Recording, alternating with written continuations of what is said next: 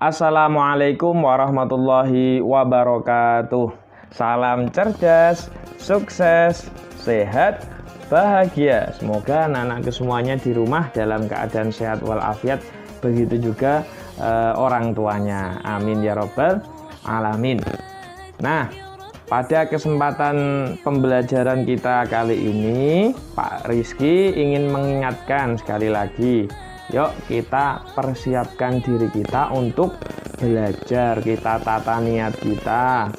Kita harus dalam kondisi yang rapi, dalam kondisi yang bersih. Jangan lupa mandi dulu ya, supaya kita belajarnya nyaman, enak, dan juga mudah untuk memahami pembelajaran atau materi yang Pak Rizky sampaikan nanti.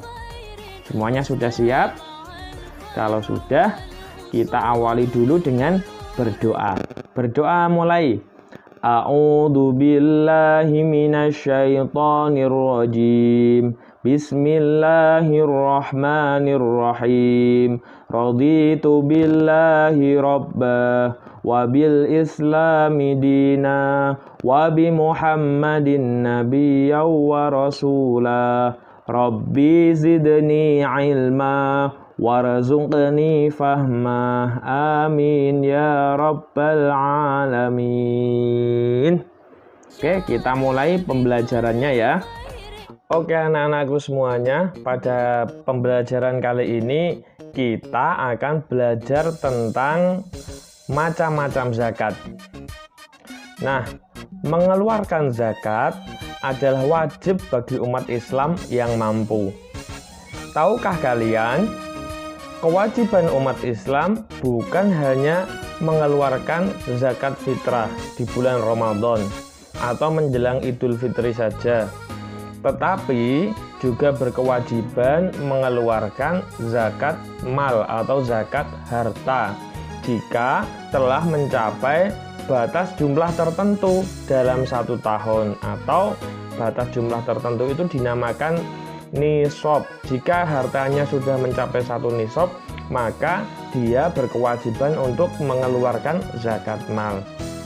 Nah, dari penjelasan itu berarti macam-macam zakat atau zakat dibagi menjadi 2.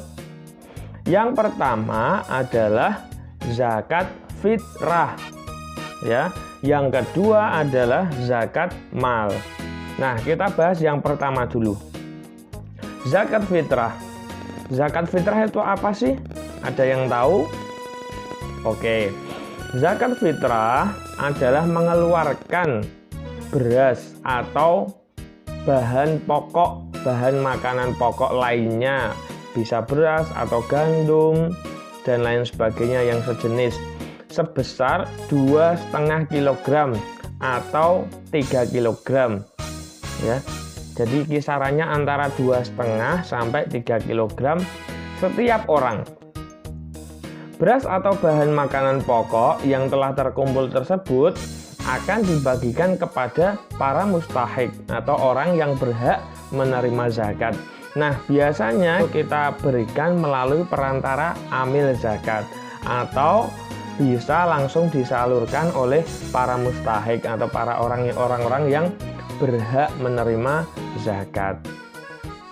Biasanya para amil zakat ini atau panitia yang menyalurkan zakat membagikan zakat fitrah menjelang Idul Fitri atau sebelum sholat Id, agar orang-orang yang tidak mampu dapat bergembira bersama menikmati hari raya Idul Fitri.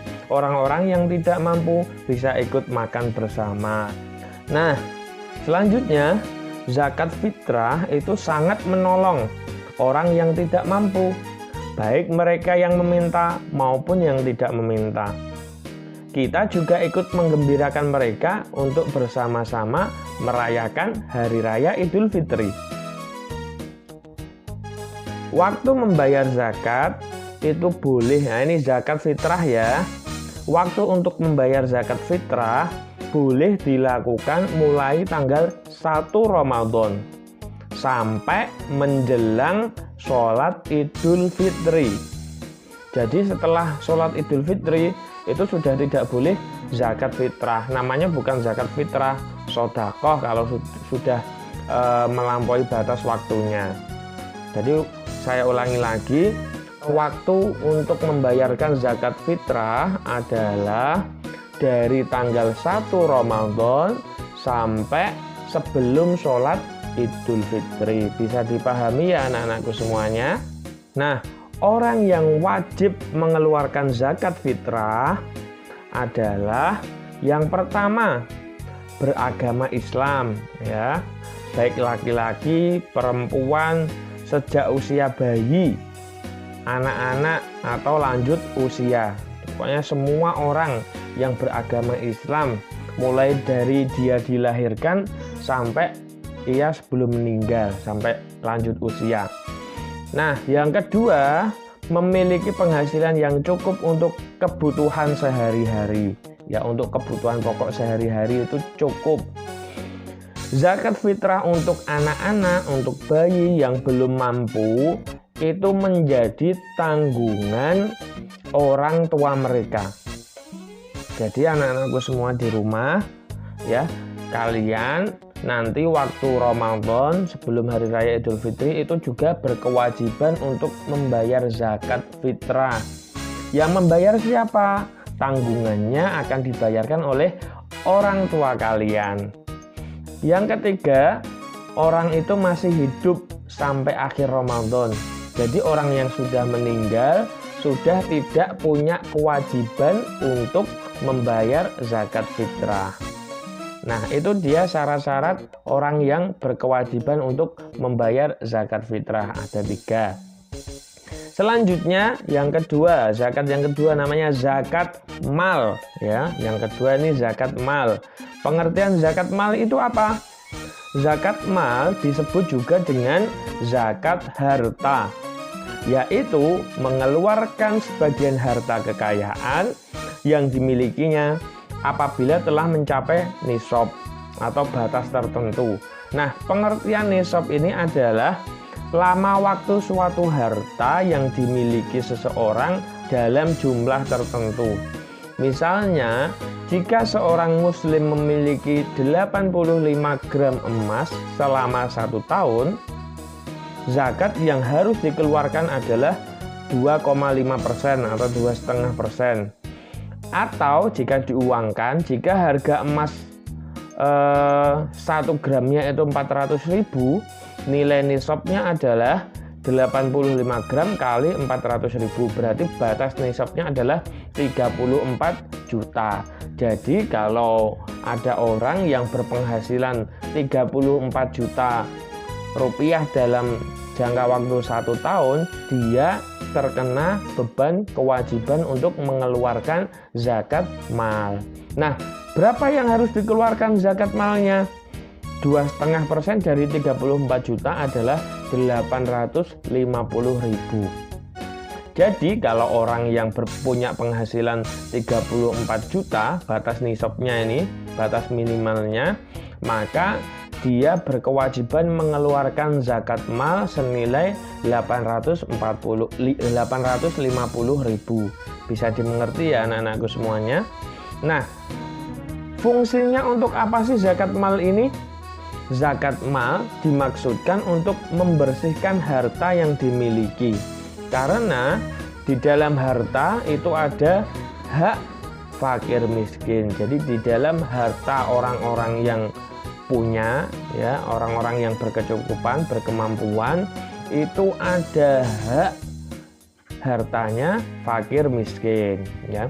Nah, selanjutnya adalah syarat wajib zakat mal. Di sini ada 5 syarat wajib zakat mal.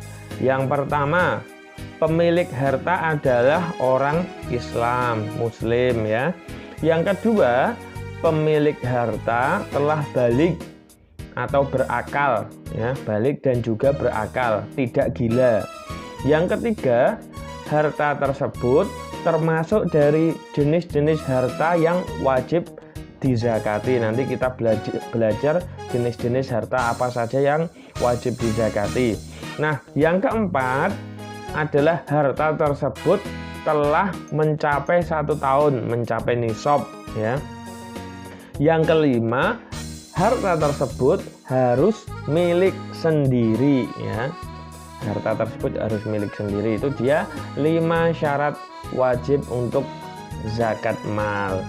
Nah, ini selanjutnya kita akan belajar jenis harta apa saja yang wajib untuk kita zakati ketika sudah mencapai 1 nisab.